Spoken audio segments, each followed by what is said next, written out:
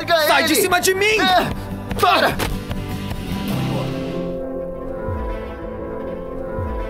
Você quer se vingar ou não?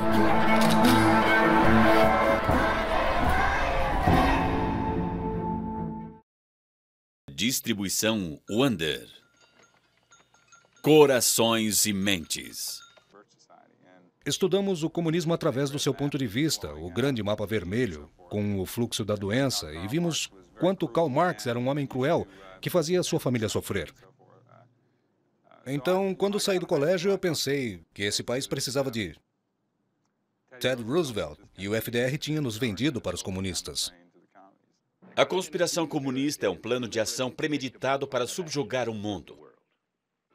Mosinee, Wisconsin, em uma lição, mostra o que poderia acontecer se o comunismo assumisse a ordem mundial. O chefe de polícia é liquidado por legionários americanos, representando homens do velho gatilho.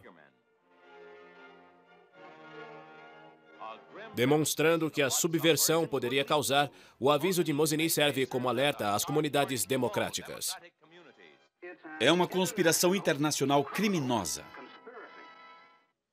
Um dia, os Estados Unidos virarão as costas e o que veremos serão os Vietcongs, ou apenas os comunistas, e as pessoas convivendo com violência, as drogas, e eles irão nos virar pelo avesso.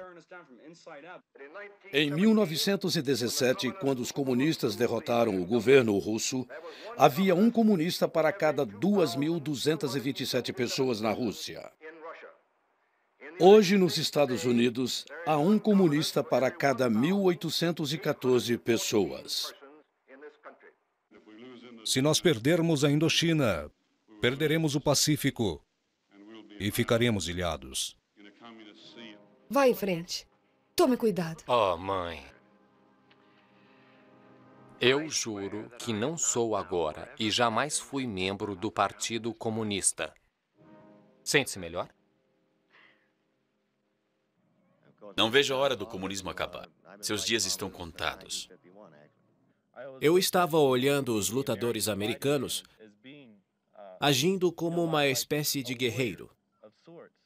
O mundo de onde eu vim possuía regras bem definidas. Minha mãe falava dos guerreiros de nossa tribo e das diferentes tribos à nossa volta. Trabalhavam muito para ganhar o respeito das pessoas, viviam de acordo com as regras estabelecidas pela sociedade à qual pertencem. Isso foi muito difícil. Meus tios estiveram na Marinha e me falaram que é preciso um bom condicionamento físico para acompanhar os treinamentos. Naquela época, eu queria ser o melhor. Então, eu fui para a Marinha, que era a elite da sociedade guerrilheira dos Estados Unidos.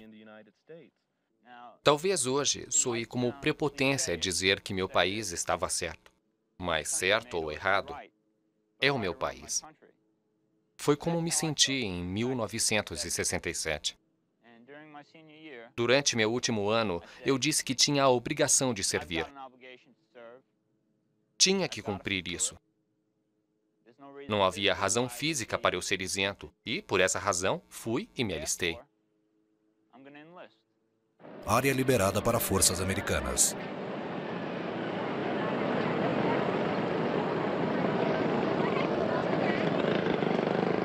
Saigon.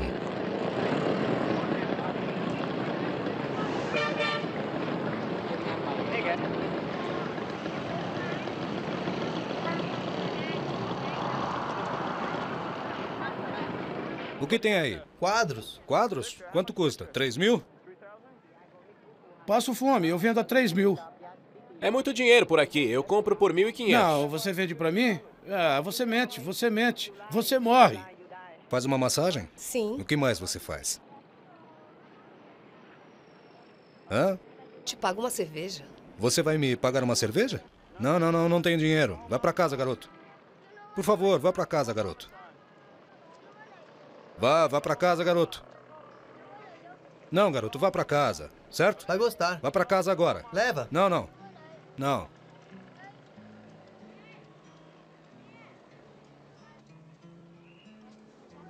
Hã? Quanto? 1.000. Você? Ah, é muito caro. Sim, é claro. Não, não, muito caro, muito caro.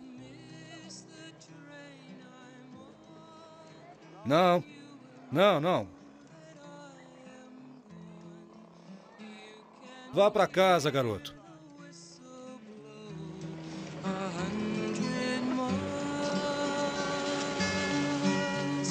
Lord, I'm one, Lord, I'm two, Lord, I'm three, Lord, I'm four, Lord, I'm 500 miles from my home.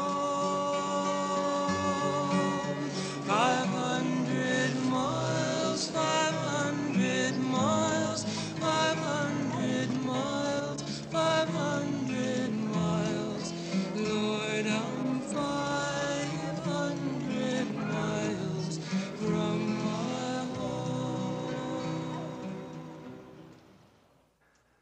home. Pensávamos em nós mesmos, derrotando comunistas. Aceitando algumas visões absurdas, certamente de uma agressão encoberta. Visão que te deixa incapaz de pensar no conflito, na destruição real da Segunda Guerra. Essa foi uma inquestionável pretensão. Era o nosso ideal, mas foi basicamente o suporte de uma política imperial. Compartilhei essa hipótese facilmente e a vi como uma verdade idealista. Estávamos fazendo alguma coisa por eles. Lembro-me de estar em Nova York, quando reencontrei o general MacArthur. Nós nos conhecíamos há muitos anos.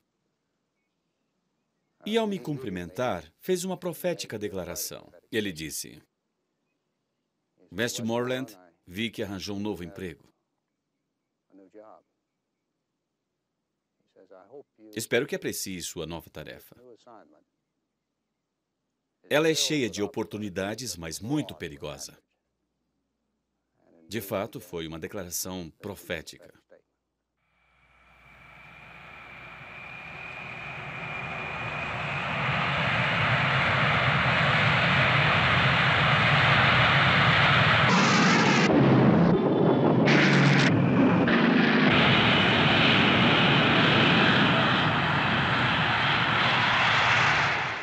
Posso descrever isso como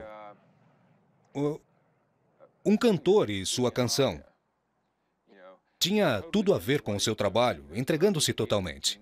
Sabia desenvolver suas experiências muito bem. Ele conhecia seus limites e sabia se estava fazendo direito. Pilotar um avião era o que fazia de melhor. Pilotar um avião é difícil. É como pilotar um carro de corrida. Acho que talvez seja o risco de morrer. Ser morto faz parte do negócio e isto se torna emocionante.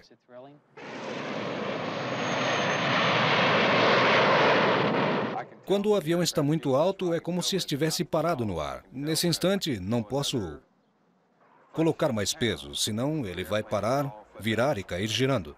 Poderia seguir instruções de uma TV na minha frente, que me indicariam a direção que eu tivesse que seguir, como um símbolo, o mantendo no centro da tela.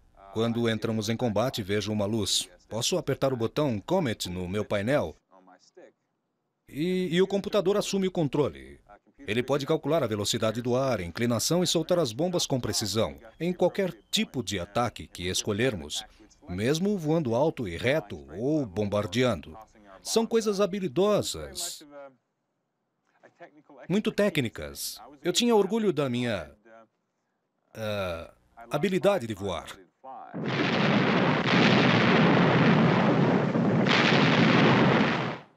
Você está fazendo uma coisa que a humanidade sonha em fazer, especialmente à noite, em um avião. O A6 é um dos poucos que pode fazer do jeito que fazíamos. Os aviadores da Segunda Guerra nem sonhavam em fazer o que fazíamos. É simplesmente o máximo na aviação.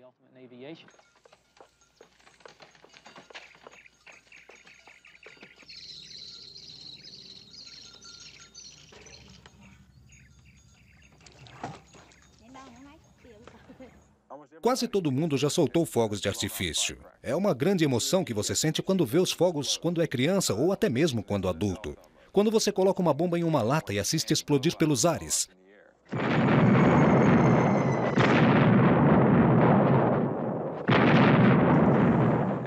É a mesma emoção que você sente, especialmente se estiver atirando. É incrível. Você vai lá, tem uma missão e atinge o seu alvo. Depois descobre que seu alvo foi destruído, que acertou em cheio. Depois, volta e descansa o resto da noite, com a satisfação de ter cumprido o seu dever. É emocionante só de falar. É fantástico. É muito bom.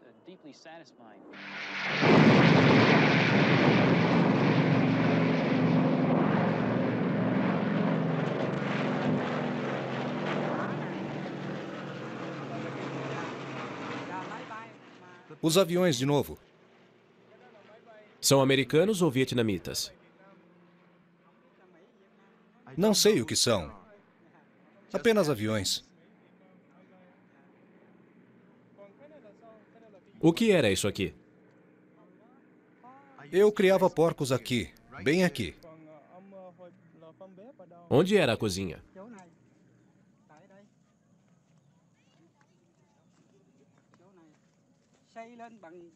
A cozinha era aqui, era construída com blocos e este era o piso, para manter o calor.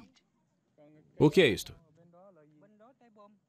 A bomba caiu aqui e destruiu tudo o que eu tinha.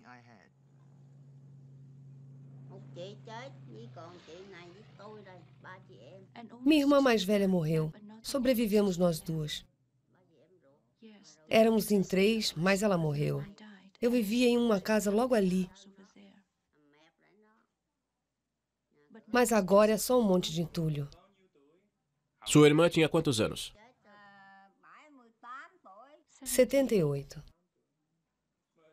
Como aconteceu? Bombardearam aqui outro dia e a mataram.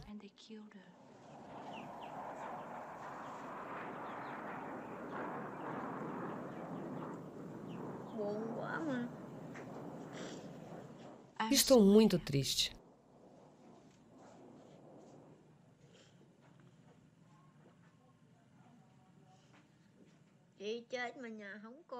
Minha irmã morreu e eu não tenho mais casa. Mudei para cá com ela.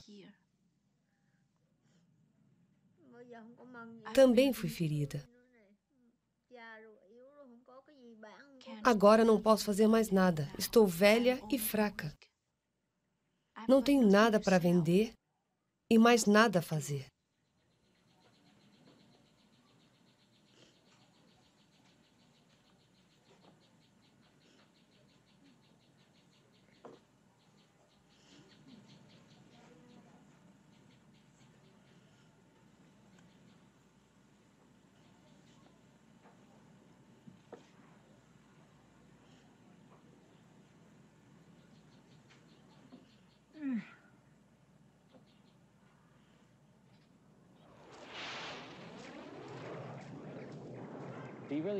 Não dá tempo de pensar em nada quando se está voando a 500, 600 milhas por hora. Talvez eu possa chamar de jogo eletrônico, uma guerra simulada. Nada mais importa, porque é seu trabalho. É puramente profissional. Tínhamos um trabalho a fazer e fizemos. Nunca víamos as pessoas, você não pode vê-las. Quando bombardeavam perto de vilas, às vezes via as casas. Mas nunca se ouvia as explosões, não dava para ouvir gritos e nem ver quando você estava trabalhando. Você é perito no que faz. Eu era um técnico.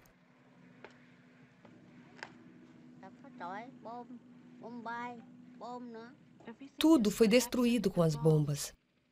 Nada ficou de pé.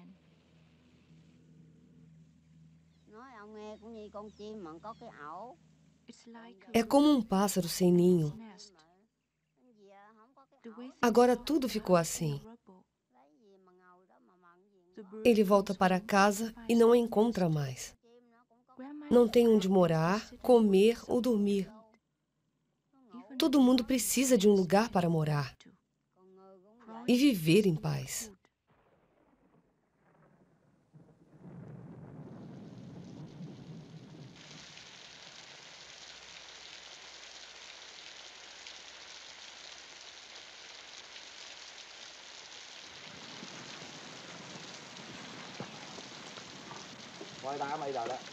Olhe, estão filmando a gente agora.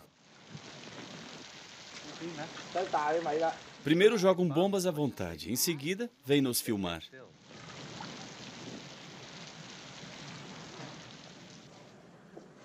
Nous avons lutté contre les Chinois pendant 12 siècles.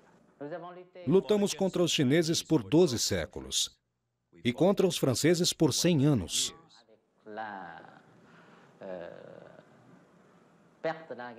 E finalmente, quando vencemos os franceses em 1954, na Batalha de Dien Bien Phu, os vietnamitas foram libertados da opressão.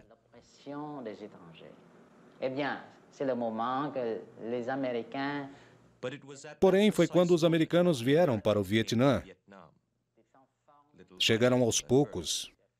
Eu diria que foi uma invasão do exército americano. 500 mil deles no Vietnã. E essa guerra virou um genocídio. Os vietnamitas do norte e do sul lutaram pela liberdade, independência e união nacional. Esta é uma guerra contra os imperialistas americanos. Esta é a nossa guerra pela independência. Croton, Nova York.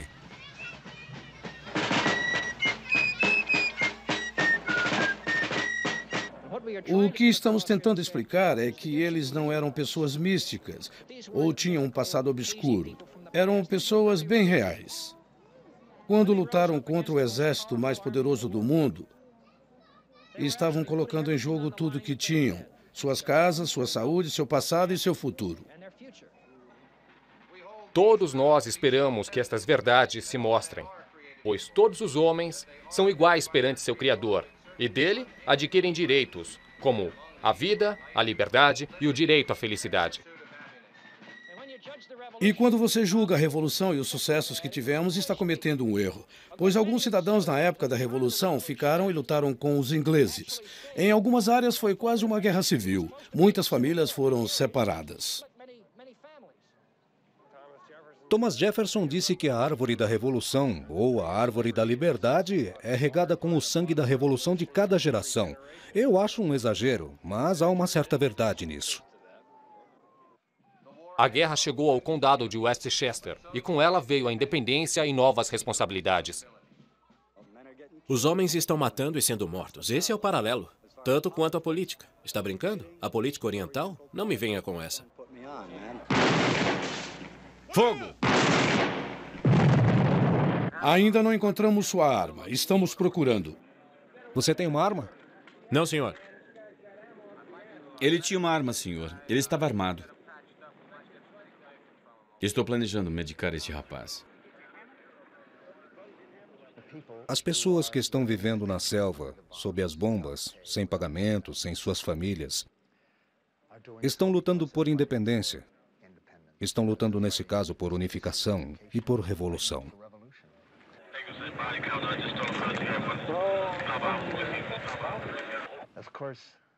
Claro que o nome para um conflito no qual você se opõe a uma revolução é contra-revolução. E isso é algo que nunca admitimos para nós mesmos. Tínhamos as cartas e os relatórios do propósito de Ho Chi Minh, em 1946. Ele escreveu, se não me engano, 7 cartas para o governo e não obteve nenhuma resposta, nenhuma compaixão. Aí está um homem que sentiu e acreditou que os Estados Unidos seriam simpatizantes de seu propósito em ganhar sua independência sobre um poder colonial. Pelo menos, foi o que ele achou que leu. Ele esteve aqui, leu a Constituição e a Declaração de Independência. Ele realmente pensou que os Estados Unidos estariam interessados. Temos testemunhas de que sua única preocupação era de ser tão insignificante quanto o Vietnã. Estava tão longe que nunca nos preocupou. Era pequeno demais para chamar a atenção dos Estados Unidos. Ele tinha certeza que o seu propósito era a melhor solução. Como seria diferente a história para todos nós se tivéssemos feito escolhas em comum numa província colonial como o Vietnã, buscando sua independência da França? O Ho Chi Minh de 56 é inaceitável que ele possa ter sido eleito no Vietnã do Sul. Ho Chi Minh morto poderia vencer qualquer candidato que colocássemos no Vietnã. Você me perguntou sobre meu filho mais velho, Bing. Ele foi graduado em Harvard em 1965. Não se tornou um soldado por vocação. Tenho certeza que fez o melhor que pôde. Era a sua tarefa a qual fazia parte. Ele deu o máximo de si. Cumpria a missão no Rio Minh. Além de tudo, levando alimentos numa área bem ao sul de Da Nang, ao longo da linha do trem. Eles encontraram armas de fogo automáticas pesadas. Acredito que os helicópteros acima deles foram derrubados. Disseram que ele também foi alvejado. Certamente morreu em voo. Na verdade, o avião caiu, então ele morreu. E seu copiloto ficou machucado. Acredito que 12, 15 ou 16 das pessoas a bordo também morreram ou ficaram gravemente feridas.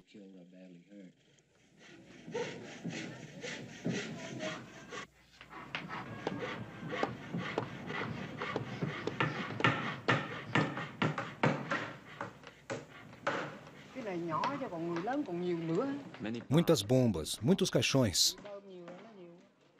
Estes são para crianças. 800 ou 900 por semana. Eu mesmo perdi 7 crianças. Muitas morreram aqui, mas nada se compara com a zona rural. Lá tem um número maior. No interior não há caixão e nem dinheiro para comprá-los. Como foi que as crianças morreram? Veneno. Veneno.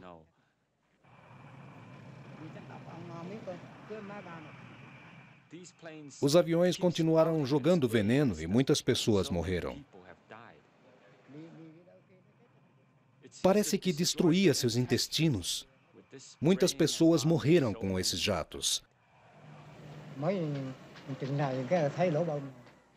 A cada dia, as bombas criavam mais crateras.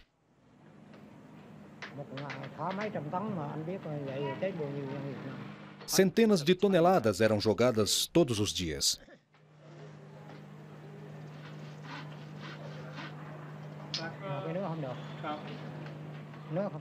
Não podemos falar sobre isso. Não podemos falar porque temos medo do governo. Que saudade.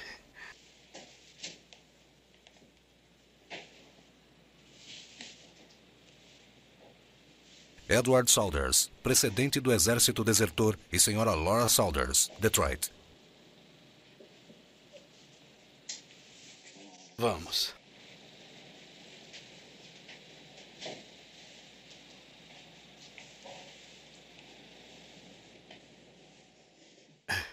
Você parece bem. Como se sente? O que você fez? Eu fiz a barba. Prefiro ela grande. Então, o que tem feito? Em pouco mais de uma semana, eu voltarei ao exército. Você o quê? Por quê? É que... Depois de tudo que fizeram com você? É que... É uma escolha entre isso ou, novamente, o Canadá. Ou ficar em terra. Como você sabe, é impossível. Manteve contato com eles? Não. Não, mas tive bastante apoio. Você vai conseguir a mesma coisa que Mike? Vai ser diferente dessa vez. Eu voltarei publicamente. Teremos um auditório para audiências. E aí? Será construído nos próximos meses e... Eu poderei estar lá? É claro que vai estar lá. Eu vou tentar colocar o Rony também. Você sabe o que eu sinto a respeito do Exército. Veja essas pessoas desesperadas porque perderam um filho no Vietnã ou algo assim. Não há nada para se ter orgulho. Perderam mais do que ganharam em suas vidas. Eu me lembro. Eu estava sentado na base da montanha, em um dos tanques. Eu tinha uma M16 e uma pilha de revistas. E havia dois caras que atravessaram um mato e... Bam! Eu acertei um deles bem em cheio. E o australiano que estava comigo confirmou. Eu tinha acertado. E me senti bem. E queria mais. Eu queria mais, mas não por política ou qualquer coisa assim. Não. Eu não me importava com nada. Apenas queria pegá-los, porque eram da oposição, eram inimigos. Seus selvagens fedorentos! Acabe com eles, eu disse! Acabe com eles! Elimine-os da face da terra! Será que um dia entenderemos essa raça do leste? Bata logo em mim, Pom.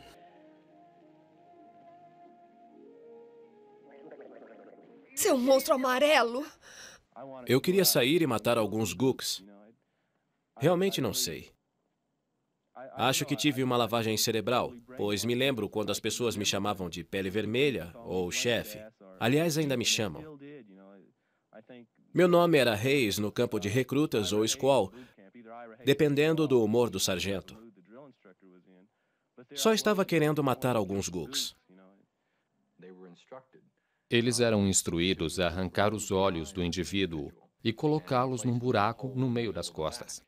E diziam aos vietnamitas: vocês precisam entender que quem quer que tenha feito isso era onipresente. Em outras palavras, o olho era símbolo do onipresente, ou de todos os presentes, do todo-poderoso governo de Saigon. Era uma mensagem de fácil entendimento para os moradores das vilas. Mas os conselheiros americanos não tinham estômago para isso. Então passaram a usar o símbolo da CBS. Conhece o logo da CBS? E eles matariam um indivíduo, deixando em cima dele uma espécie de cartão de visitas. Num certo ponto, fui convidado a assistir ao interrogatório aéreo, em um helicóptero com a Marinha, a noroeste de Da Nang. Eles levaram juntos 2 vietnamitas. Um deles já estava deformado de tanto apanhar com um cano de borracha. E alguns outros métodos de tortura e surra, até o ponto de não conseguir falar mais. E como exemplo para o outro, eles diziam: se não nos disser o que queremos saber, vamos jogá-lo para fora do helicóptero. E ele não podia responder. Ele não entendia. Eles usavam gírias vietnamitas, mas ele não entendia. Era mais inglês do que vietnamita. Eles subiram com o helicóptero e 2 soldados, cada um pegando em um braço, e o levaram até a porta da aeronave. Repetiram isso umas 3 ou 4 vezes, e ele só chorava, e finalmente lhe disseram que aquela seria a sua última ameaça. Ele respondia do mesmo modo e o jogaram para fora do helicóptero. O segundo cara imediatamente começou a se contorcer e querendo falar. Certamente daria qualquer tipo de informação com um único objetivo, o de aterrissar são e salvo. Não imagino alguém jogando uma pessoa para fora de uma aeronave. Não acredito que esse tipo de fato aconteceu. Talvez sim, não sei. Eu nunca vi isso acontecer. Já vi ficarem furiosos e, ao invés de atirarem nesses idiotas, preferiram surrá-los muito com suas próprias mãos. Os americanos dizem que vietnamitas são apenas orientais selvagens. Mas temos 5.000 anos de história. Nós lutamos contra os invasores. Não somos nós os selvagens.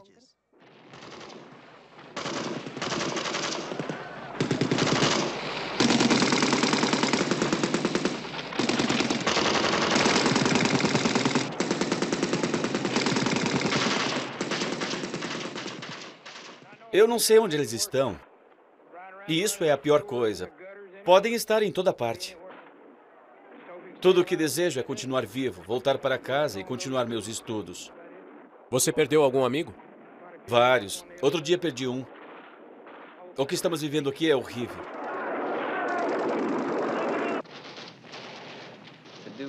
O camarada que estava na trincheira comigo foi morto. Ficávamos furiosos quando os jatos apareciam e gritávamos: tirem esses malditos jatos de cima de nós! porque eles estavam cavando bem atrás de nós. E os jatos se aproximavam. Jatos, peguem!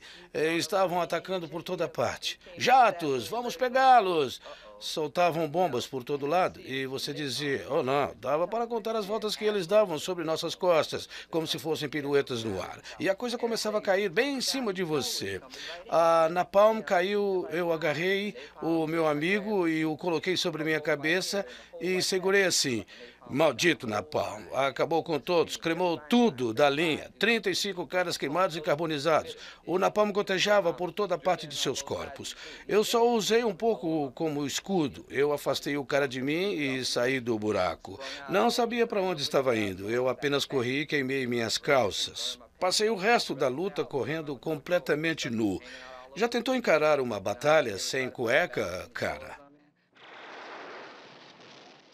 Estou cheio disso aqui. Ficarei feliz ao voltar para casa. Essa é a pior área do Vietnã. Acha que vale a pena? Eu não sei. Dizem que estou lutando por alguma coisa. Não sei. Eu estava bastante sensato na noite passada. Fizemos um memorial para 4 homens do 2º Esquadrão que foram mortos há alguns dias. Um deles era médico. E o lugar estava cheio. Cantamos 3 hinos e rezamos bastante. Quando virei, olhei para o rosto deles. Eu estava orgulhoso. O que sinto pela América? Apenas lamento por causa deles. Do jeito que olhavam, pareciam determinados e respeitosos ao mesmo tempo. Mas ainda assim são um bando de excelentes assassinos. Quando forem adiante na guerra contra seus inimigos, e verem cavalos e carruagens num exército maior que o seu, vocês não devem ter medo. Não deixem ninguém ser tão ingênuo a ponto de pensar que estamos aqui, de alguma forma, cultuando o futebol. Agora que estamos aqui, como sei que muitas pessoas acreditam, rezemos pela vitória. Vamos acreditar nela. Entrará para o time quem estiver melhor preparado. Estamos envolvidos em um negócio sério. É religioso e Deus se importa. Hoje à noite serão homens de verdade. Com um único objetivo, a vitória. Estamos preocupados com o grande jogo. Mas também estamos preocupados com o maior jogo de todos, aquele que nos cerca. O jogo da vida. Vocês podem ser os vencedores. Vencedores de uma grande competição. E o mais importante, vencedores do maior jogo de todos, o qual todos jogaremos.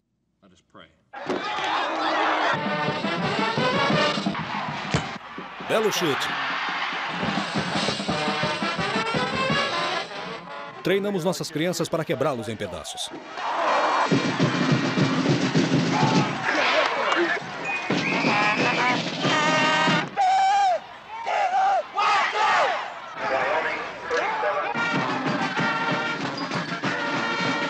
Somos o número 1!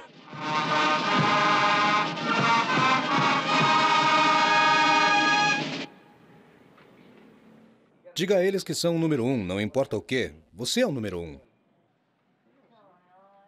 Uau. Dizer o quê? Seja bem-vindo. Toyoi significa uau. Toyoi? Como assim? Tipo, Toyoi significa uau, entendeu? Aham. Olha só os chupões que eu dei nela. Você deu chupões nela? Eu posso imaginar aonde. Eu dei sim. Um em cada lado. Num lugar onde ela não pode esconder. Ah, é verdade? Está vendo esse aqui? Esse foi o primeiro que eu dei.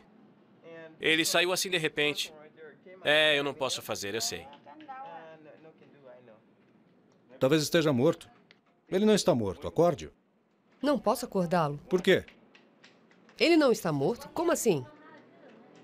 Porque não está morto? Por que você não o acordou? Ei, Charles, tá conseguindo alguma coisa com a sua? Essa aqui está me deixando um pouco tonto, sabia? Deixa continuar, cara. Hã? Deixa continuar. Eu tô tentando. Então deixa. Sabia que essas garotas aqui, elas fazem como você quiser, menos ir ao baile com elas. Certo? Sim. Você é a número 1. Essa aqui tem um seio e tanto, cara. Essa aqui também, mas ela não vai tirar o sutiã. Arranque dela, então. Arrancar? São as regras do jogo aqui, você não precisa disso. Eu sei bem o que você quer. Você é a número 1. Olha aí, Charles. O quê? Charles? Já não era sem tempo, hein? Não fique brava comigo, tá legal? Levou muito tempo, sabia?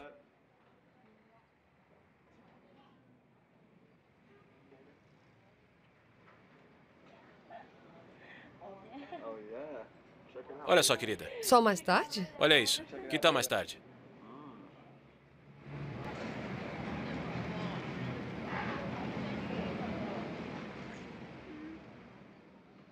Se minha garota me visse agora, ela ia ficar maluca.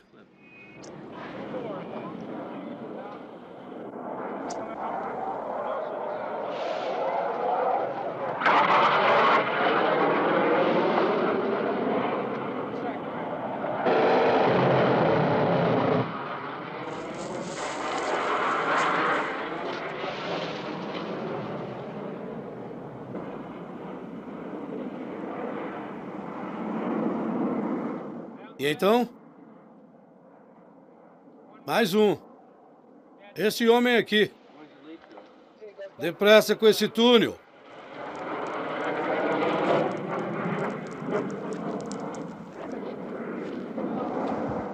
Vamos fazer uma checagem rápida e ir embora.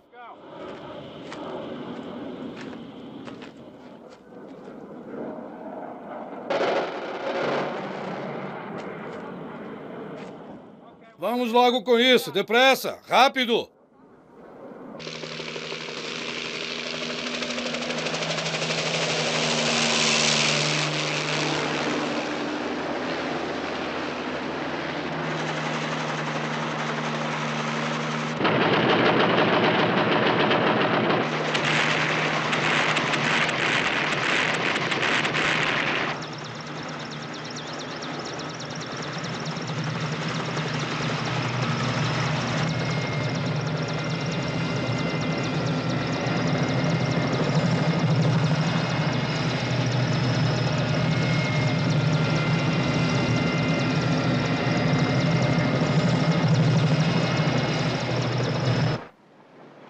Algumas pessoas gostam disso, outras não. Algumas encaram como um trabalho ou um dia difícil. Pra você, o que é? Eu gosto.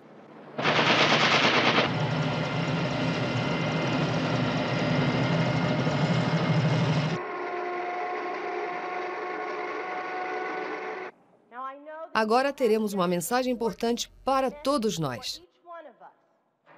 Portanto, quero que ouçam com atenção o que ele tem a dizer para vocês. Tenente Coker.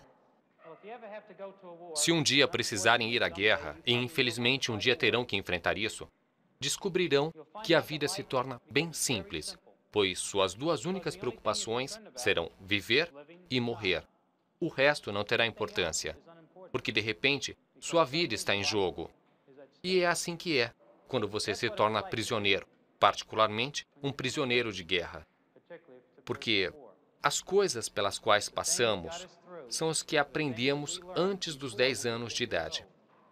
Agora gostaria que me fizessem perguntas. Levantem a mão ou gritem para fazer as perguntas. Farei o melhor possível para respondê-las. O que você sentiu quando a guerra do Vietnã acabou? Como me senti quando a guerra acabou? Eu me senti muito bem. Foi uma guerra muito longa e muito difícil de entender. Mas a razão por estarmos lá era ganharmos. Fui voluntário. Iria de novo se fosse preciso. Queríamos vencer. Essa era a nossa ambição número 1. Era o que realmente queríamos, ganhar essa guerra. Levou muito tempo. Então, quando soubemos que ganhamos, nos sentimos ótimos. Com o que o Vietnã se parece?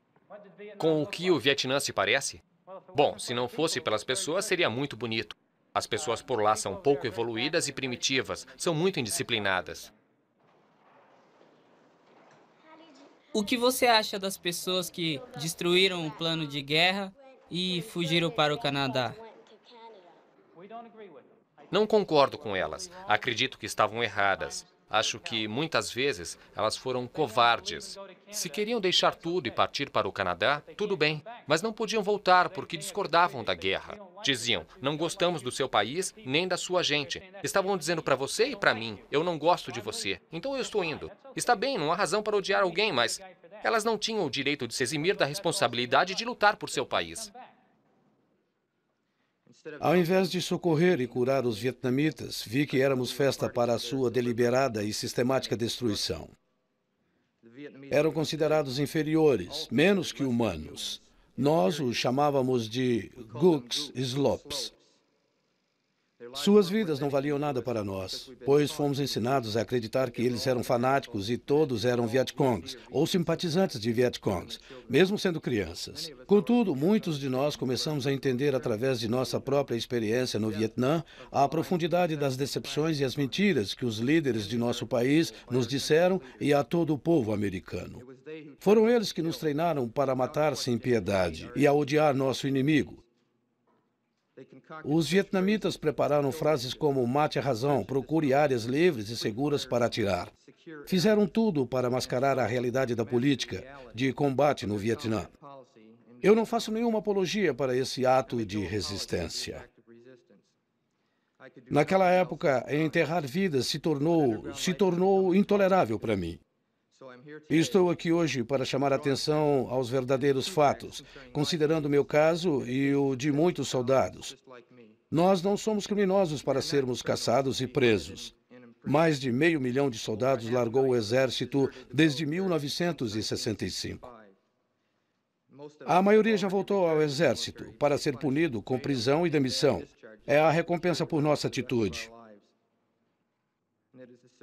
É uma ironia suprema ser processado pelo mesmo homem que planejou e executou um genocídio na Indochina. Neste momento, dentro desta sala de audiência, Ed Saunders se rendeu. Impulsivamente, ele disse que sua existência ainda importuna vários de seus companheiros desertores e que continuam a pensar da mesma maneira. Paul Udell, NBC News, Washington.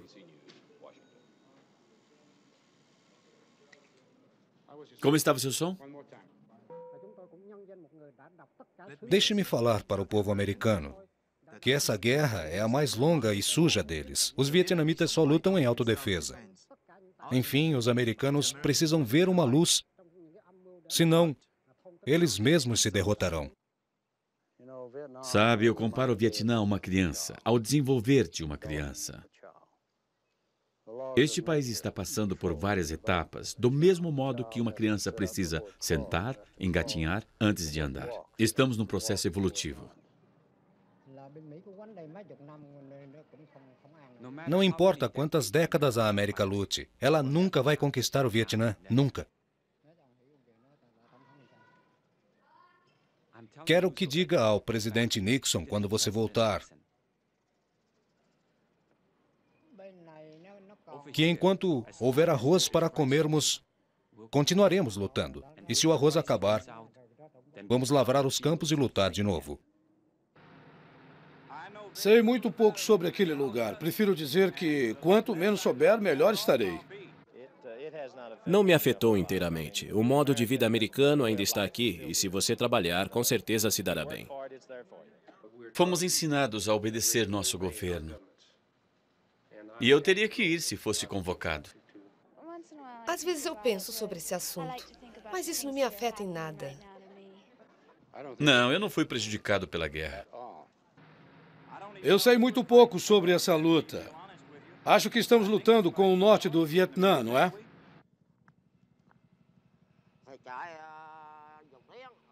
Eu fugi de Dau Tien para entrar vivo em Suol Doa. Então me permitiram voltar. E eu voltei. E fiquei em Bien Hoa. Enquanto eu estava em Bien Hoa, novas encrencas aconteceram. Por isso, me levaram para Kotak. Então fui apanhando novamente e enviado para Bien Hoa, amontoado junto aos outros.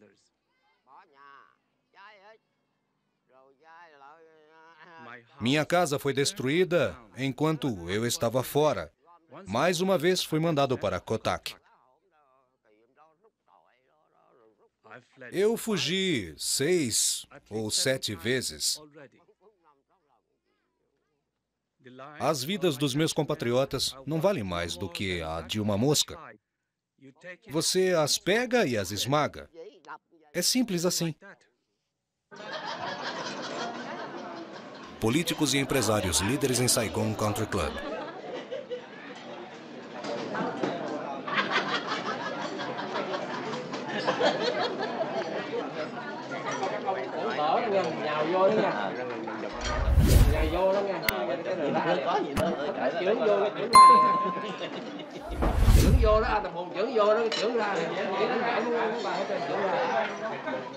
Mỏng đó nha, đừng có làm vậy không có ngon mấy anh.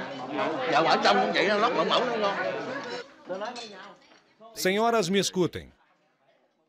Havia algumas mulheres se divertindo e alguém foi empurrada em cima da mesa. Uma das damas quebrou a mesa. Se quebra uma mesa, imagine então o rosto dela numa situação dessa. Veja, eles estão filmando, não brinquem. As pessoas na América pensarão que somos ridículos.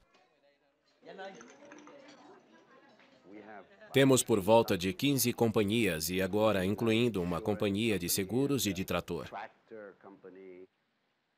Atuamos no ramo de hotéis, de agência de viagens. Temos um acordo exclusivo com a Ford e agora produzimos seus carros.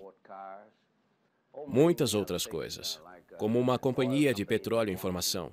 Possuímos uma fábrica de garrafas. Em outras palavras, nós realmente acreditamos no futuro deste país. Imaginamos um futuro glorioso para o Vietnã. E achamos que o Vietnã será bom para se morar. Não será comunista, porque, caso contrário, todas estas companhias irão falir. E do modo como trabalhamos, corremos um risco calculado. Se não perdermos o Vietnã do Sul nos próximos 5 anos, então ninguém poderá nos alcançar. No que diz respeito à exploração da guerra, sou um arrasa-quarteirão. A razão pela qual organizei este grupo de empresas foi porque, quando estava em Paris, vi que a paz estava vindo, quer gostássemos ou não.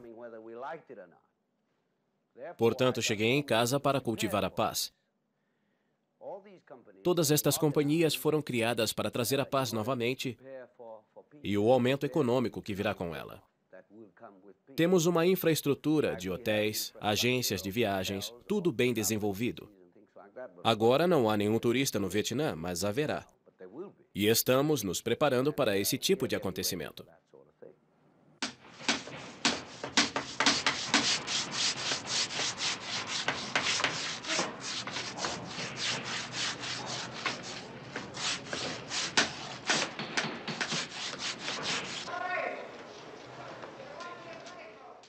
Está confortável?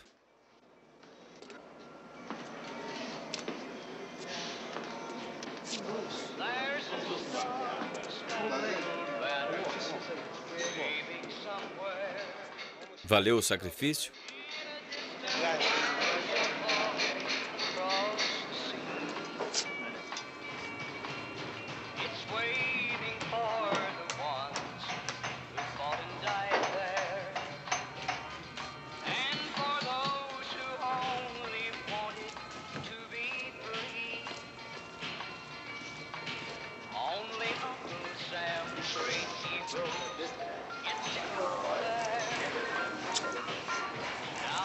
Levante-se.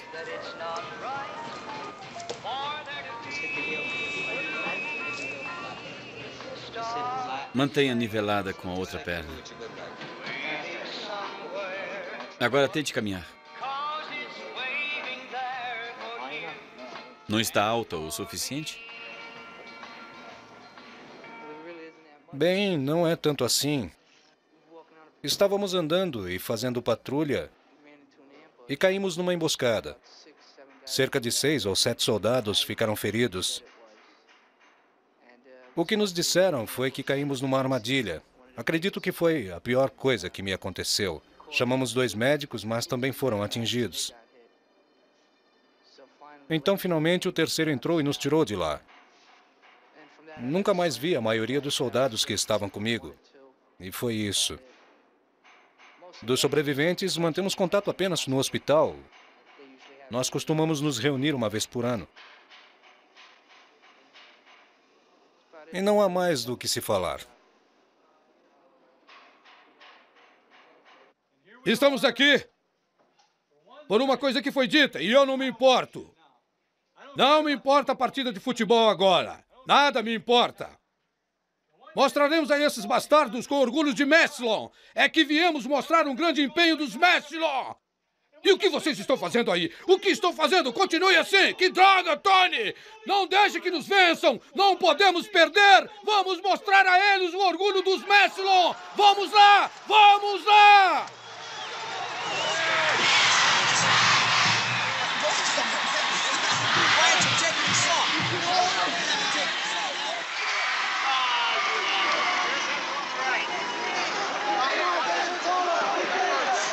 Pegue-no! Pegue-no!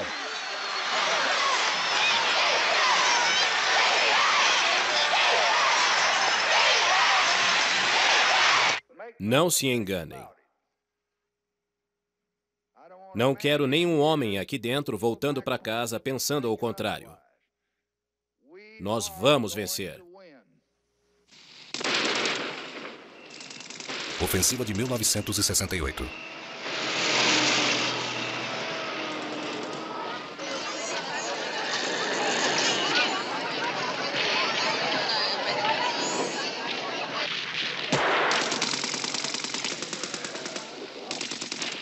Vão, seus miseráveis, vão!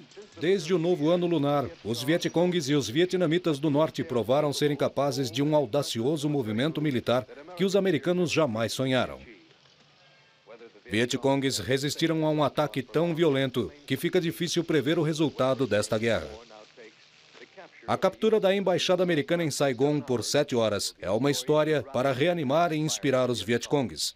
Dom Norte, ABC News, da embaixada americana em Saigon. Era um caso como o da Batalha da Segunda Guerra Mundial, onde depois que o inimigo se expunha, nós o derrotávamos. Ele se enfraqueceria e nós seguiríamos adiante através do uso da força máxima militar que poderíamos trazer para derrotá-lo. Através de bombardeio de minas nos portos, corte de suas linhas de comunicações, mudando e destruindo seus santuários. O inimigo não teria nenhuma escolha, a não ser ir para algum alojamento. No início de 1968, o general Westmoreland precisou de 206 mil homens. Nós encontramos no Pentágono com outros oficiais e, na ocasião, ele perguntou às autoridades quanto tempo achavam que nós iríamos permanecer na guerra. Nenhum deles soube responder. Você acha que os 206 mil homens eram bastante? Ninguém sabia. Deveríamos enviar mais homens? Possivelmente sim. Em 6 meses? Não sabíamos. 1 ano? 18 meses? Eu não achava respostas para essas perguntas. Ao final daquele interrogatório de 4 dias, estava terminando um assunto muito importante. Faça algo como se olhasse objetivamente para isso. Você acha que a vontade de lutar do inimigo diminuiu? Eles diziam não, acho que não. Então, enviando o mesmo número de homens que foram para Ho Chi Minh, sim, e talvez apareçam até mais. Quanto ao nosso bombardeio, estamos confiantes? Nosso bombardeio os impedirá? Não. Qual a quantidade de atrito que nosso bombardeio causa? Talvez 10 ou 15%. Então lembrei de ter feito uma pergunta. O norte-vietnamita, chefe do Campo Sul, precisou de 1.000 homens? Eles disseram sim.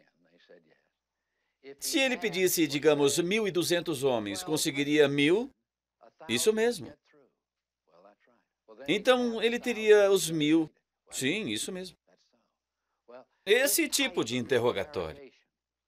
E tenho que dizer, finalmente, que no fim de 4 ou 5 dias, o meu pensamento sofreu uma significativa transformação.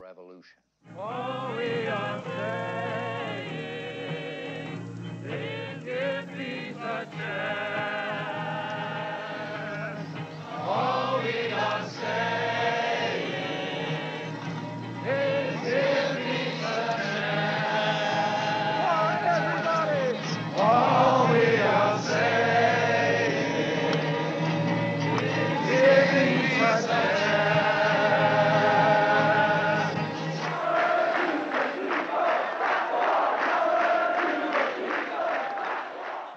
Enquanto o presidente da América for comandante-geral da maior máquina de guerra da história da humanidade, com suas bases em todo o continente, estaremos em apuros. Nosso inimigo é a crescente militarização dos americanos. O nosso inimigo é o imperialismo americano. É tempo de despertarmos.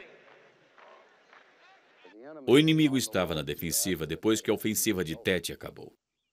Como dois boxeadores em um ringue. Um deles tem o outro preso nas cordas, mas o homem que está prestes a vencer tem sua toalha jogada uma segunda vez. Consequentemente, eu não buscarei e não aceitarei a nomeação do meu partido por outro período como seu presidente. Acho que não os ajudamos nem um pouco. Tudo o que eu penso foi que destruímos o país deles. Não, eu não acho que os ajudamos. Como ser humano, não acredito que eles fizeram isso. É sensato dizer que cometeram um erro. Por que não o governo? Você deixou todos irem para a guerra dizendo, lute no Vietnã, certo, time? E toda essa baboseira de 1965 até 1968. Agora, em 1968, vem e gritam, venham para casa e toda essa porcaria. E não digam nada sobre isso porque não queremos ouvir, porque é perturbador na hora do jantar. Droga, isso me incomodou terrivelmente durante um ano. Perturbou muita gente a ponto de haver muitos suicídios, sabia? Não quero ouvir isso, vou falar todos os dias. Vai se sentar até eu terminar e vomitar no seu jantar, entendeu? Porque você me levou para lá e agora me trouxe de volta. Esquecer isso para que alguém faça de novo? Nem pensar. Não mesmo. Você vai ouvir tudo, todo dia enquanto viver, porque isso vai estar comigo até eu viver. Quando acordo de manhã, quando John acorda e quando muitos colegas sentados aqui acordam, seus intestinos doem porque levaram um tiro. Tive que pôr um braço e uma perna, pois foram amputados, sacou? Meu amigo tem um buraco no estômago, ficou inválido. Acabe com isso. Faça com que tudo isso desapareça. Faça tudo isso ir embora com o jornal das 6 da manhã. Desligue, mude o canal. Vá pro inferno com isso, entendeu? É aqui e é real. Vai acontecer novamente, a menos que essa gente se mexa e se dê conta de que isso realmente aconteceu.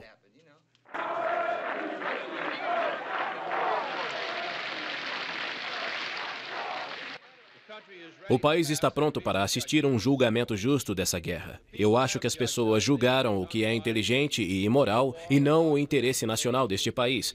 Por essa razão, deve-se chegar a um fim.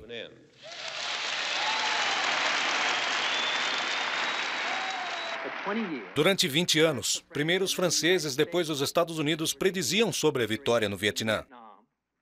Em 1961 e 1962, como em 1966 e 67, fomos avisados de que o jogo estava virando e que havia uma luz no fim do túnel.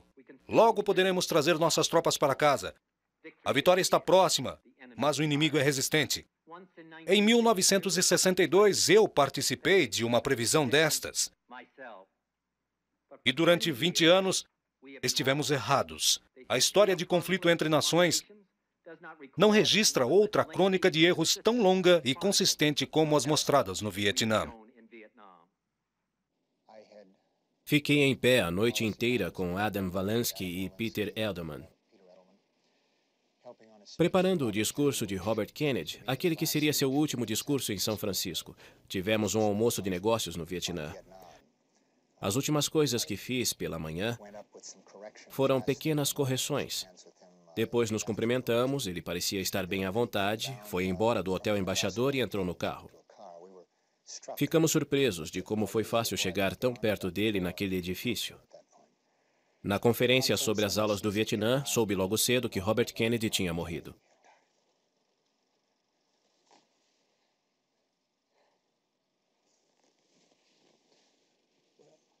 Bem, então,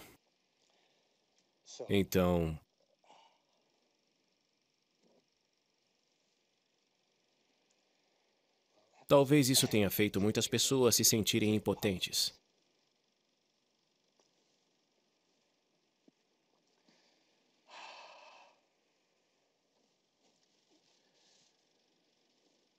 E assim, começou a parecer que não havia mais como mudar este país.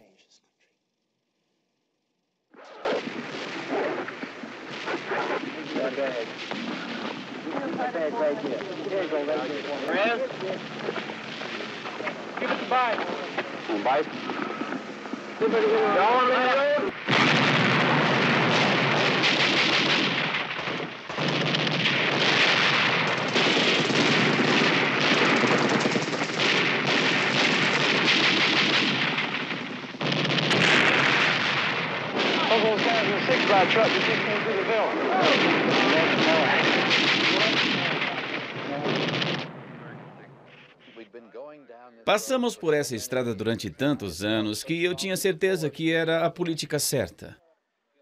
Por isso foi difícil mudar. Agora eu sei que a teoria do dominó era uma grande mentira. Sei que não deveríamos ter nos envolvido.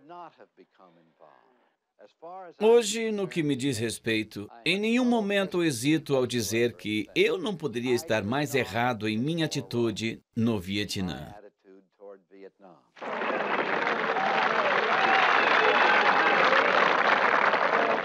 Grande combate. Vietnamitas circulam nobremente com estrelas prateadas num campo de batalha. 4 medalhas de aviação e uma faixa. Eu estive lá.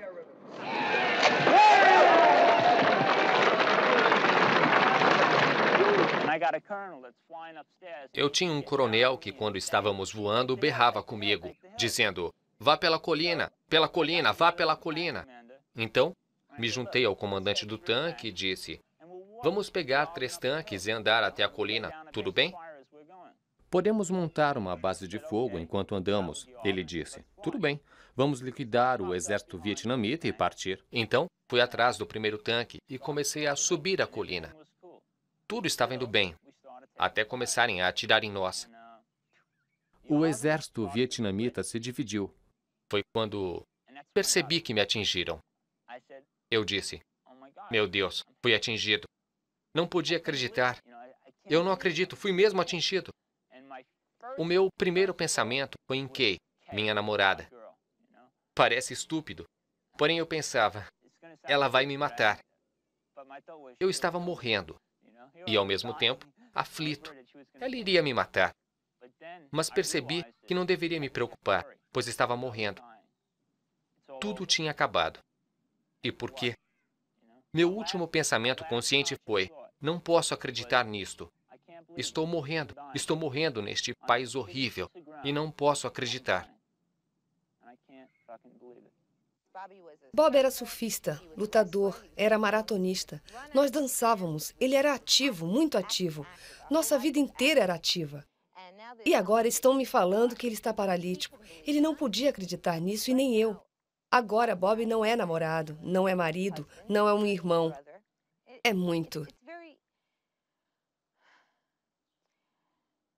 É muito difícil. E o que mais me machuca é que isso é uma coisa bem pessoal. Certo, errado ou indiferente, é como eu me sinto. Quando eu fazia parte do Corpo de Fuzileiros Navais, lembro-me de estar no quartel dos fuzileiros em Washington. Eles chamaram a F-1 para treinar o time dos fuzileiros navais. Eu observei meu uniforme, em seguida tocaram o hino dos fuzileiros navais e logo depois o hino nacional. Neste momento eu comecei a chorar. Chorei porque eu estava tão orgulhoso de ser americano, em ser fuzileiro, parado ali, de uniforme.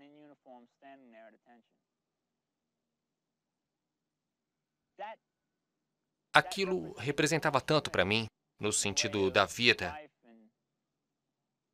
E acabou, entende? E isso dói, machuca muito. É por isso que eu fico chateado.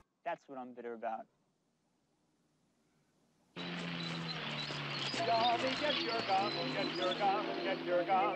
Take it on the run, on the run, on the run. Hear them calling you and me, every son of liberty. Over there, send the word over there.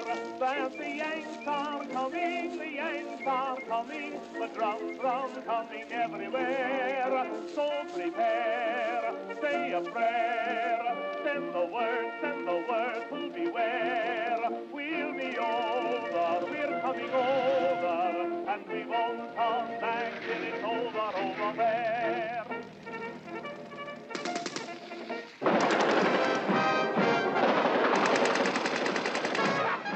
Achou que não estávamos aqui, não é? Seus ratos sujos e podres! Say a prayer, send the word to beware. We'll be over, we're coming over, and we won't come back till it's over there.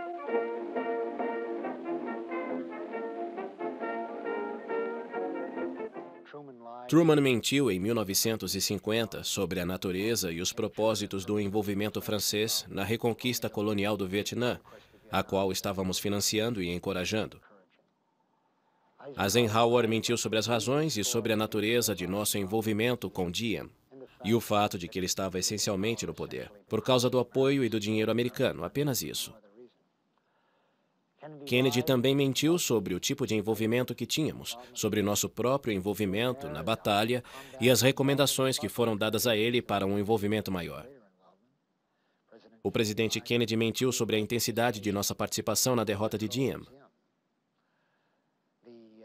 Johnson, é claro, mentiu e omitiu sobre nossas provocações contra os norte-vietnamitas antes e depois dos incidentes do Golfo de Tonkin, e sobre os planos de bombardear o norte do Vietnã, e sobre a natureza da formação das tropas americanas no Vietnã.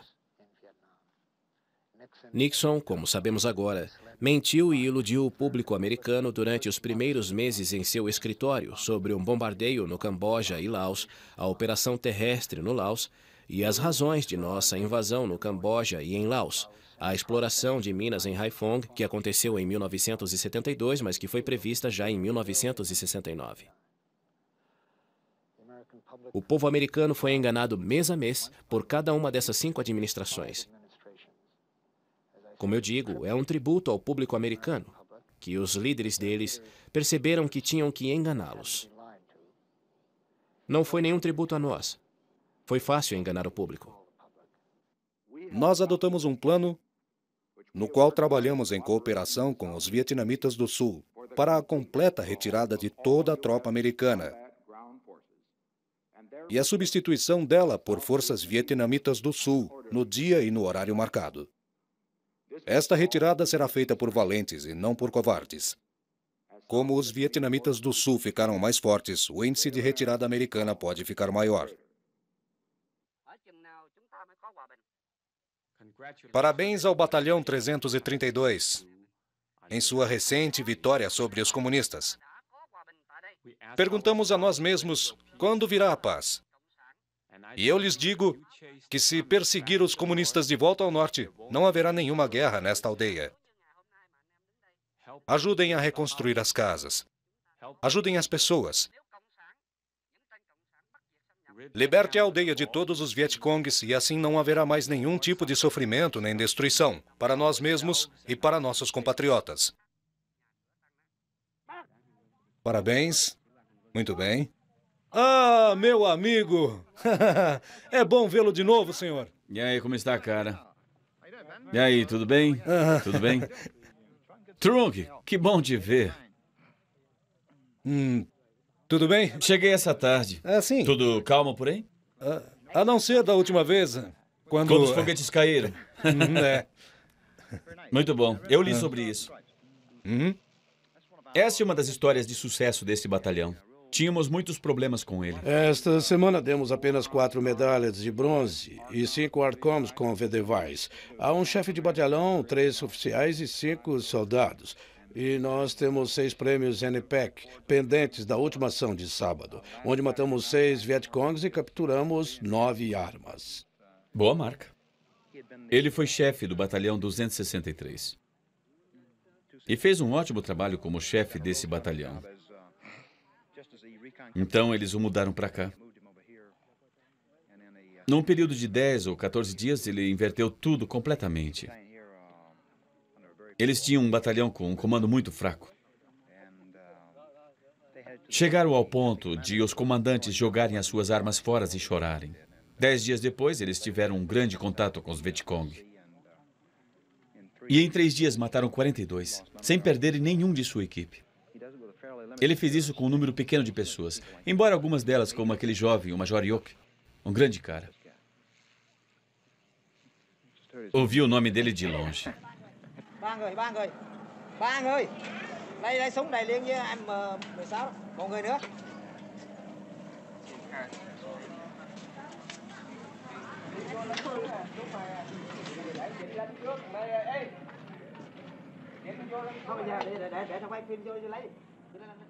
Não é surpresa nenhuma em um país pobre achar pessoas que usem uniformes estrangeiros.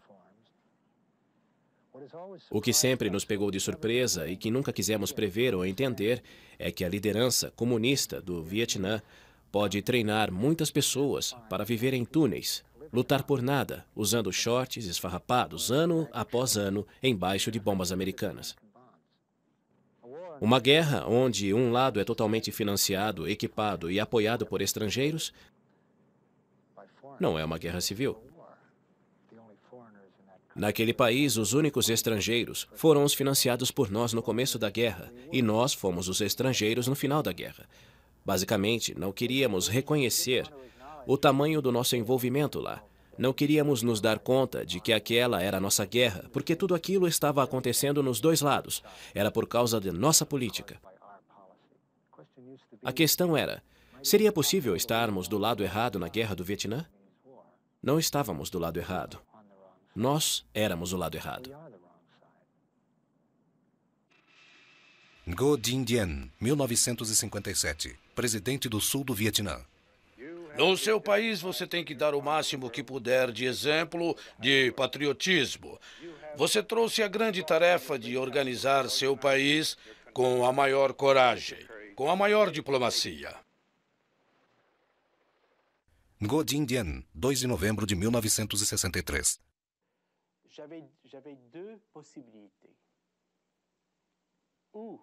Eu tinha duas possibilidades. Me submeter à política de Washington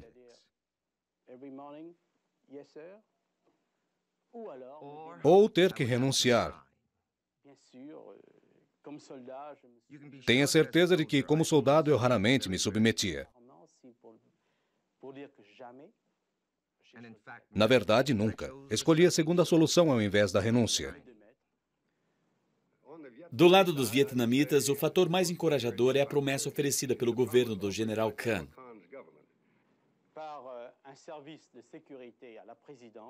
Através dos serviços de segurança do gabinete do presidente, gravamos todas as comunicações com o exterior, principalmente por telefone. E, felizmente, entre as gravações por telefone, eu ainda tenho a que podemos ouvir perfeitamente o general Taylor dizendo com muita clareza que me queria, general Can, fora do Vietnã. Podemos ouvi-la?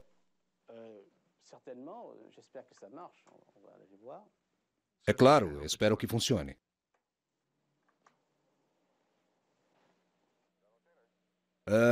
Aqui é o general Can falando. Como você está? Fico feliz em ouvi-lo. Posso falar em francês? Pode, mas fale devagar, por favor. É sobre nossa conversa ontem. Sim. Você queria que eu desistisse de liderar meu país? Ainda é do seu interesse que eu o faça? Sim, isso mesmo. Bem, então ligo para você mais tarde.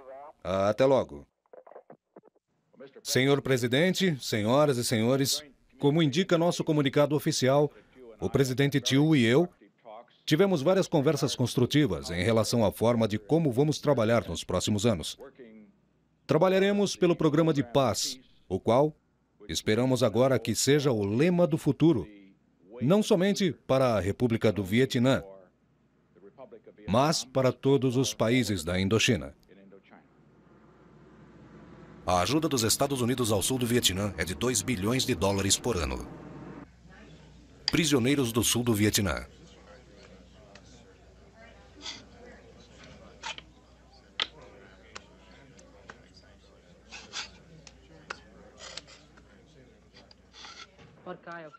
Que tipo de liberdade pode se preservar aqui quando se colocam tantos de nossos compatriotas na cadeia sem nenhuma acusação, sem nenhum motivo?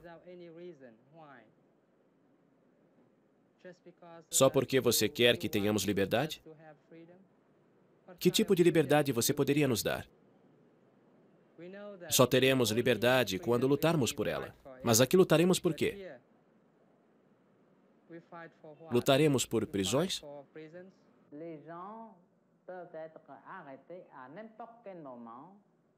Pessoas podem ser presas a qualquer momento por qualquer organização. E depois torturadas de uma forma desumana em todas as cadeias.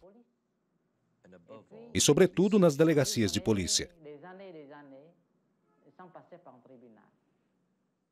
Depois são aprisionados por anos e anos sem julgamento. O único crime deles é o de amar seu país. E por terem coragem de dizer a verdade. Eles pedem a liberdade de presos políticos. Pedem o fim da guerra. E a paz para uma reconciliação nacional. Mas isso é considerado crime para o governo de Thieu.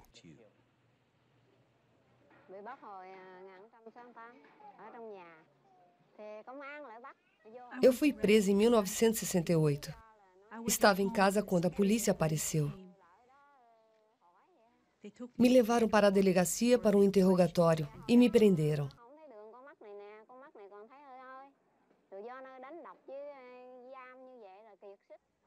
Você não imagina o quanto eu apanhei. Bateram muito em minha cabeça e isso afetou minha visão. Por conta das surras na prisão, até hoje tenho dores na cabeça. E sangramento no nariz e no ouvido.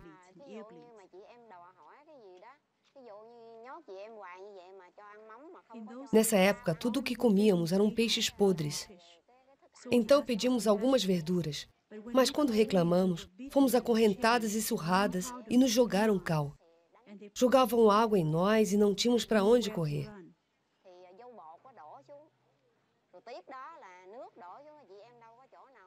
Nossa cela não era tão grande e nada podíamos fazer a não ser ficarmos onde estávamos e receber a água e o cal em cima de nós. Muitas perderam dentes e cabelos. E quando a cal ficava molhada, fervia e nos queimava. Nosso cabelo caía e nossa pele se enchia de feridas.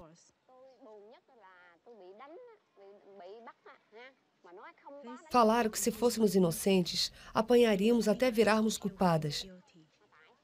E se fôssemos culpadas, iriam nos bater até nos arrepender.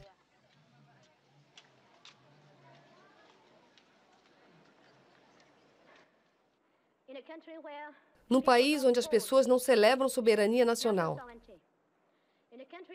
Num país onde o governo provou ser inimigo das pessoas. Os prisioneiros são os patriotas. Não importa o quanto somos maltratados. Mesmo assim, temos orgulho porque pelo menos somos livres, em vez de escravos como tantos funcionários do governo.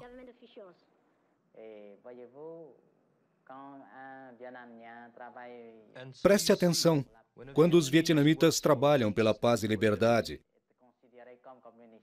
são considerados comunistas.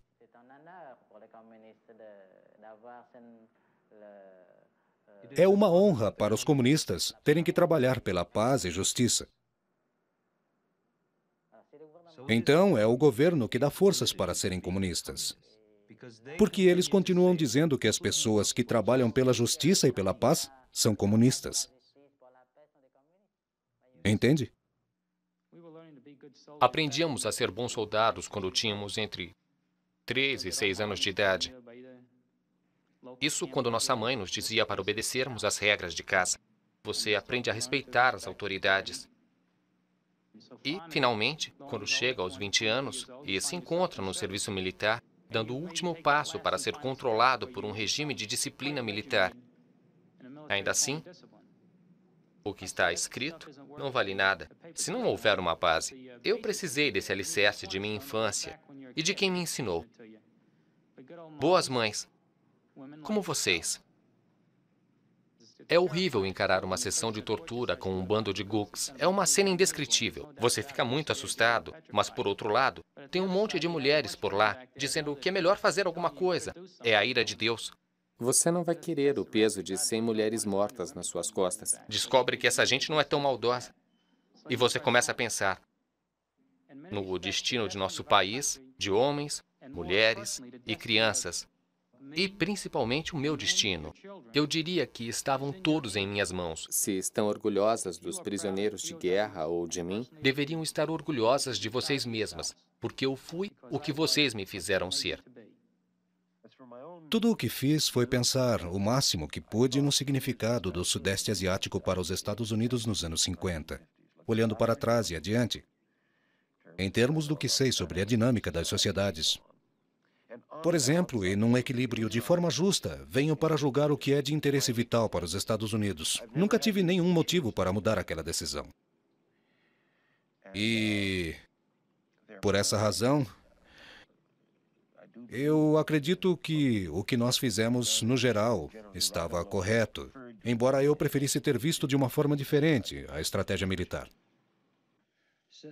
O dia que disser que um sacrifício como aquele não vale a pena, será o dia em que terá destruído todos os seus reais valores. Sobre o que vale ou não a pena.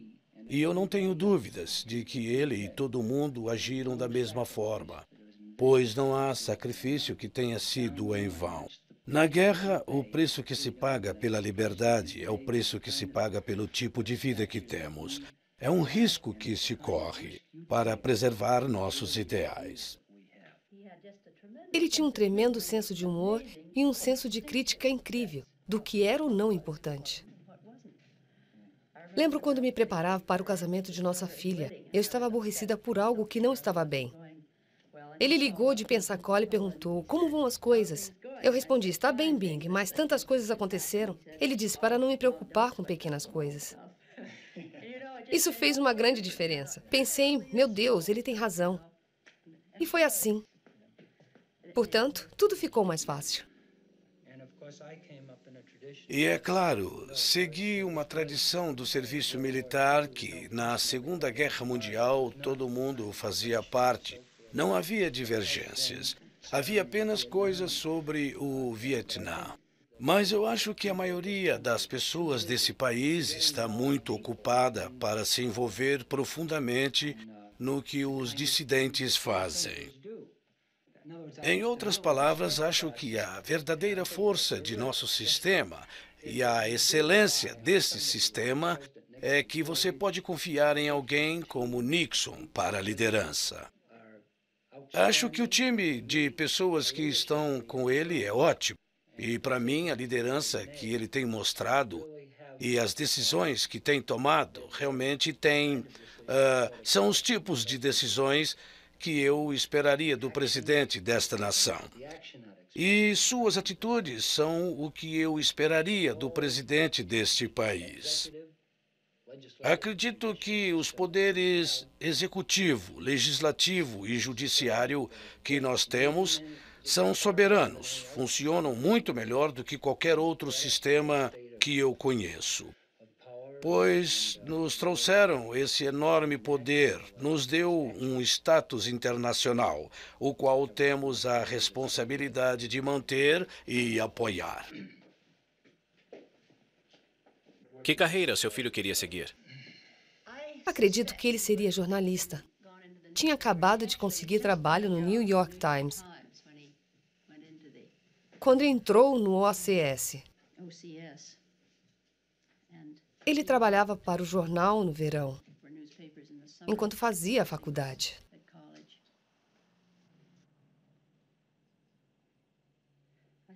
Perder uma pessoa querida é muito difícil. Você não se lembra muito bem dela depois. Casa Branca, maio de 1973. Jantar pelo retorno das forças.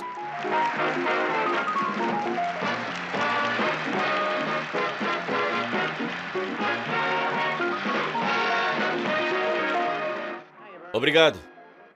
Muito obrigado. Presidente, queridos amigos, estou emocionado de estar aqui. Gosto de uma audiência forçada.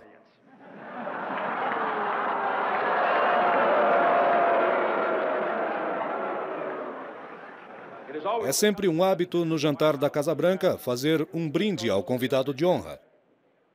A dificuldade dessa noite é que há tantos convidados de honra que beberíamos a noite toda até amanhecer.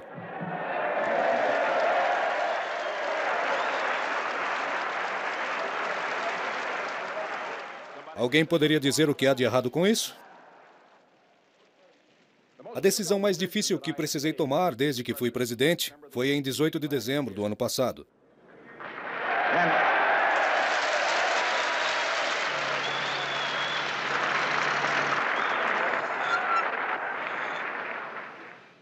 Houve muitos momentos num período de 10 dias após a decisão ter sido tomada, quando eu imaginava que o país realmente suportaria. Mas posso lhes dizer isso, que após ter conhecido cada um de nossos convidados esta noite, e depois de ter conversado com eles, acredito que todos nós gostaríamos de nos juntar numa salva de palmas aos bravos homens que subiram naqueles B-52 e fizeram seu trabalho.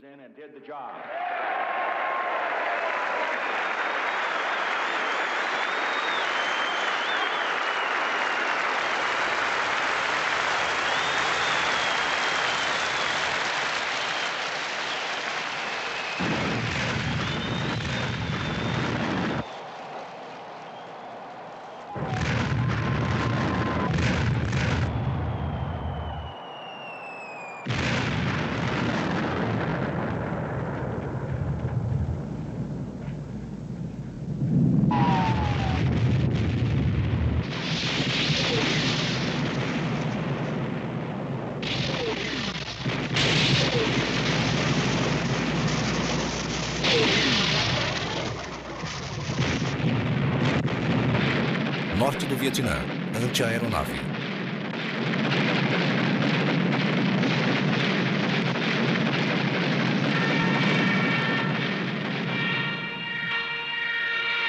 Hospital Ba Mei.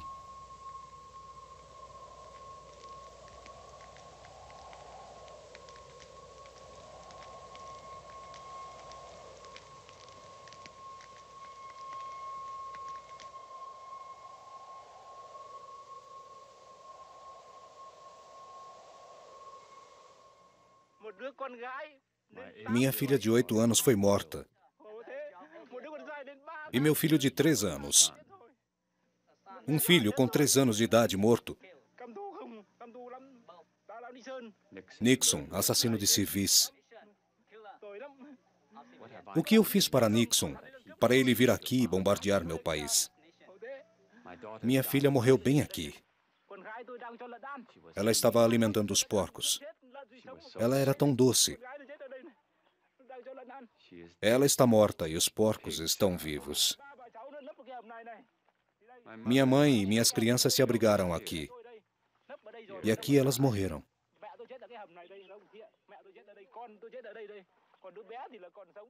Os aviões vieram de lá. Não havia alvos aqui. Apenas plantações de arroz e casas. Vou lhe mostrar a blusa da minha filha.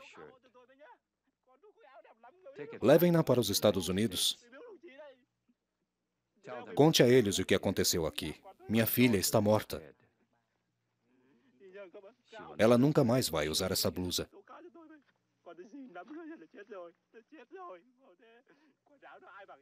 Esfregue na cara de Nixon.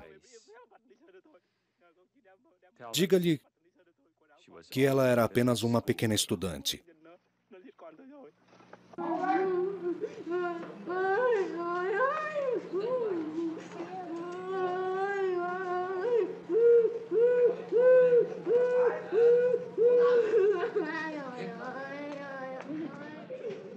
Cemitério Nacional do Sul do Vietnã.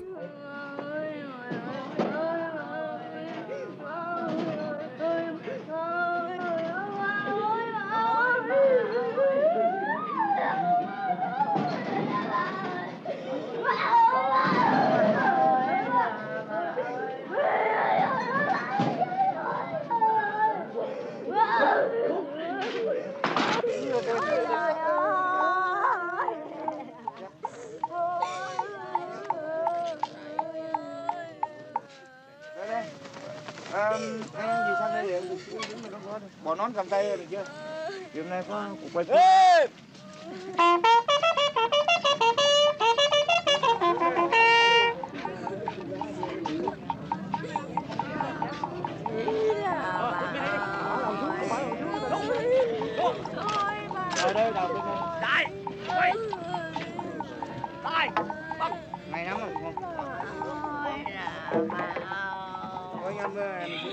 Ôi bà ơi là bà ơi, con ơi là con ơi. Con nó xuống tay tôi ơi, cho tôi đi luôn. Tôi đi luôn, tôi đi luôn. Chúng tôi đi. Tôi không khỏe được. Bà nghe chúng tôi. Thôi cái việc có mau rồi đi đó con. Bà Yên ơi. Này bây giờ lại rồi.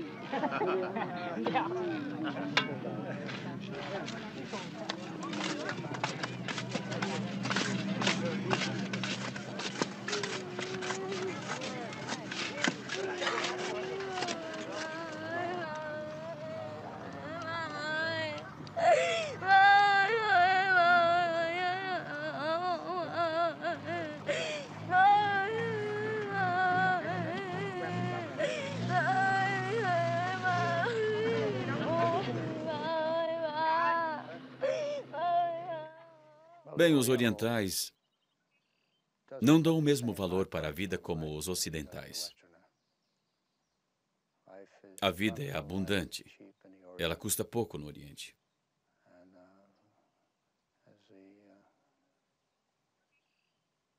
E como a filosofia do Oriente expressa isso,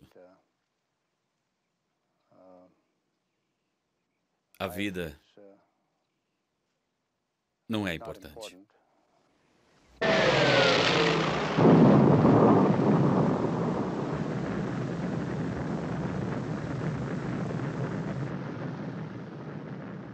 Durante as missões e depois delas, o resultado do que estava fazendo, o resultado desse jogo, esse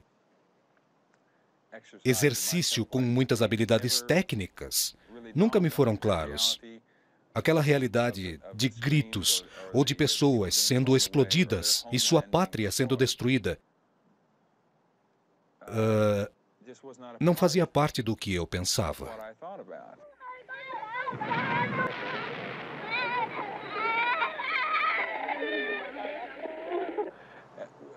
Nós, como americanos, nunca passamos por isso. Nunca experimentamos nenhum tipo de devastação.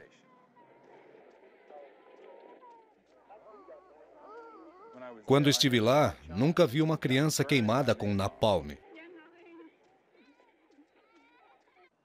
Não joguei napalm, mas joguei outras coisas tão ruins quanto. Joguei CBU, que não destrói nada. É para pessoas. É uma arma para combatê-las. Jogávamos várias e várias dessas coisas com 200 pequenas bolas dentro delas, mais ou menos deste tamanho, com algo em torno de 600 balas em cada bola, que explodiram assim que tocassem no solo e deixavam as pessoas em pedaços. Em muitos casos não conseguiam se livrar delas. As pessoas sofreram muito, entende? Muitas vezes elas acabavam morrendo e depois não tinham ninguém que tomasse conta delas. Mas agora olhei para os meus filhos e não sei o que aconteceria se... O que eu pensaria se alguém jogasse napalm neles?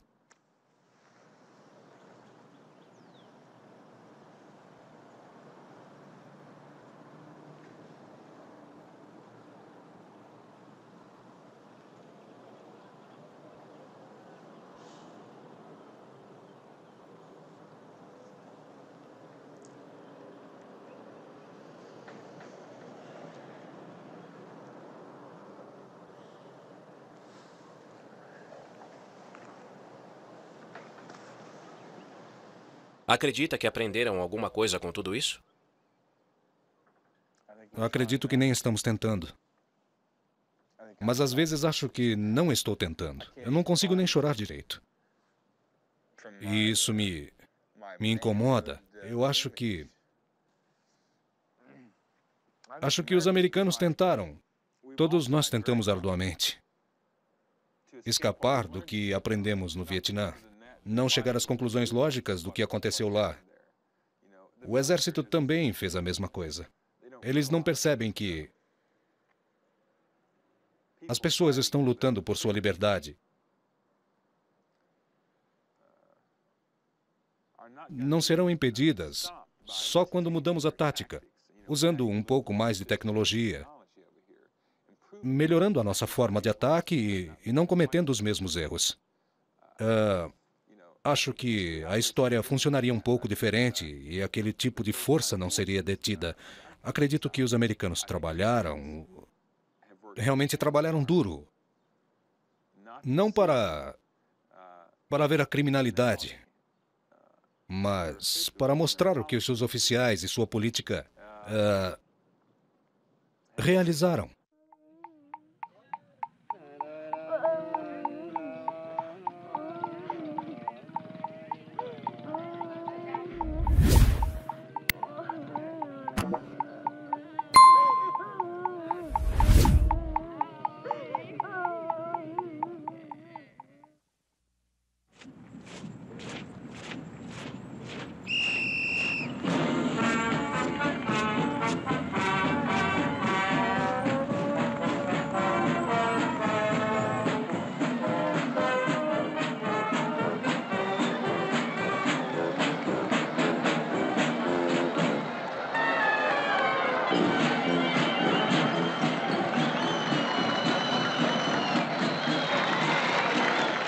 Comitê de Vitória no Vietnã.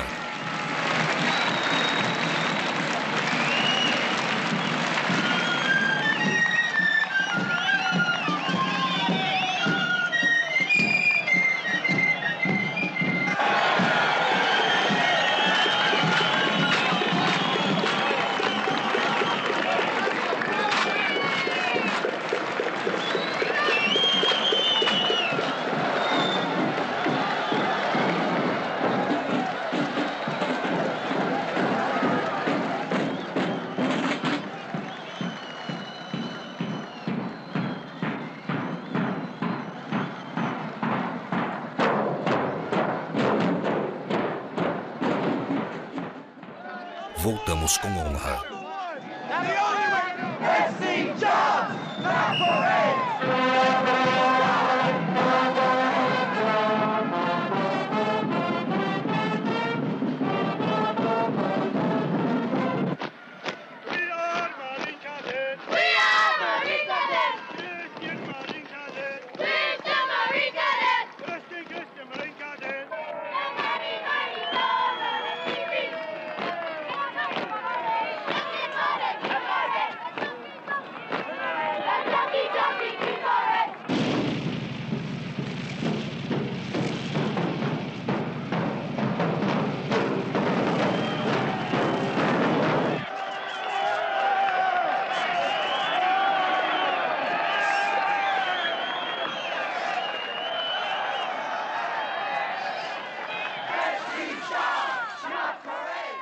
É seu país, não é um banheiro, seus bastardos. Eles têm que ir para Cuba, é onde eles pertencem. Ou Rússia.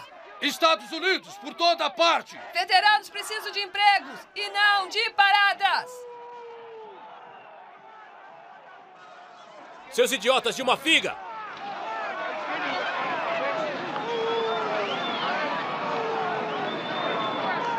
Deixe-me falar com alguém. Eu estava no Vietnã. Eu era líder de um pelotão lá. O que é isso? Que diabos é isso? Fomos nós que levamos tiros. Vocês também estavam lá com suas malditas câmeras?